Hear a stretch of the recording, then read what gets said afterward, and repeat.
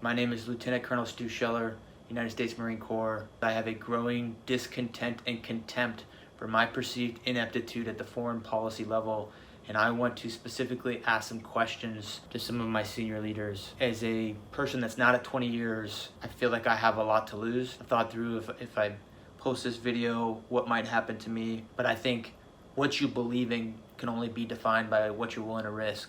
So if I'm willing to risk my current battalion commander seat, my retirement, my family's stability to say some of the things that I want to say, I think it gives me some moral high ground to demand the same honesty, integrity, accountability from my senior leaders. People are upset because their senior leaders let them down, and none of them are raising their hands and accepting accountability or saying, we messed this up. We have a Secretary of Defense that testified to Congress in May that the Afghan National Security Force could withstand the Taliban advance. We have chairmen of Joint Chiefs who are supposed to advise on military policy. We have a Marine combatant commander. All of these people are supposed to advise. And I'm not saying we've got to be in Afghanistan forever, but I am saying, did any of you throw your rank on the table and say, hey, it's a bad idea to evacuate Bagram Airfield, the strategic air base, before we evacuate everyone? Did anyone do that? And when you didn't think to do that, did anyone raise their hand and say, we completely messed this up? I want to say this very strongly. I have been fighting for 17 years. I am willing to throw it all away to say to my senior leaders, I demand accountability. No one's been punished. The only person who's been punished is the one American military officer who complained about it. He is Stu Scheller. He's a retired lieutenant colonel in the U.S. Marine Corps. He spent 17 years serving this country in the Marines, multiple combat deployments in Iraq and Afghanistan. He had the temerity to complain about the way that the withdrawal from Afghanistan was handled and complain in ways that were completely defensible. Any honorable person watching it would agree. For that, he went to prison. He's now in our studio. We are honored to have him here. Stu Scheller. We saw that video. I had two thoughts. One, that's a brave guy right there, for real. And two, I really want to interview him. I didn't realize how soon I'd be able to. No honorable person watching that was unmoved by it. It was moving. But you're the only man who did it. Tell me your thinking beforehand.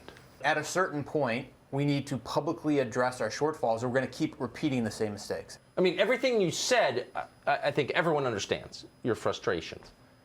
But you're clearly smart. So you sort of knew, maybe you didn't you go to jail for it, but you knew, but you did it anyway. So, but why'd you do that? This has been my whole life. My whole adult life has been dedicated to America, foreign diplomacy. I wrote a master's thesis on how to make foreign diplomacy more effective. There's no one more personally invested than me. You're not only brave, but wise, and I would say even more impressive in person than you are in your Facebook videos. And I'm so glad. My one editorial comment is, everyone looks down on politics, especially me. It's disgusting. The people are disgusting.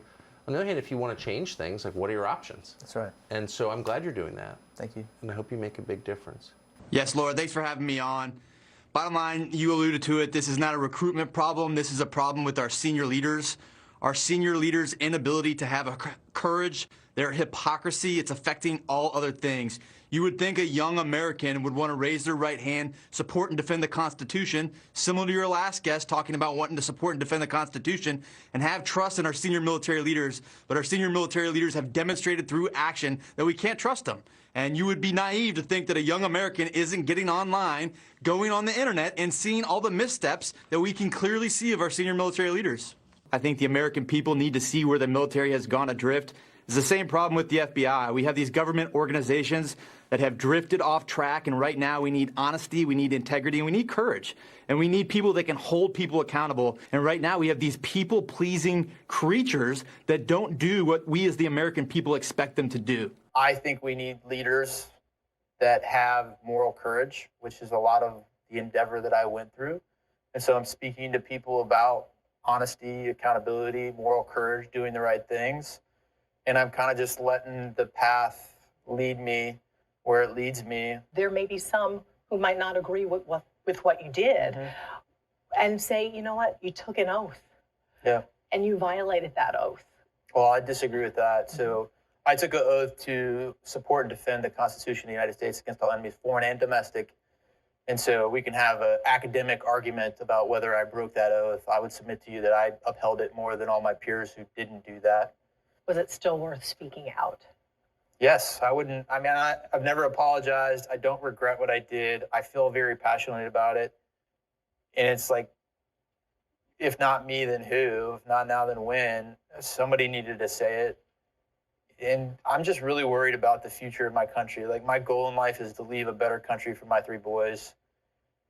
So would it have been easier to not speak out, take my retirement and go learn to play golf with my wife? Yes. But would my sons live in a better America had I just hid in my stability? Probably not.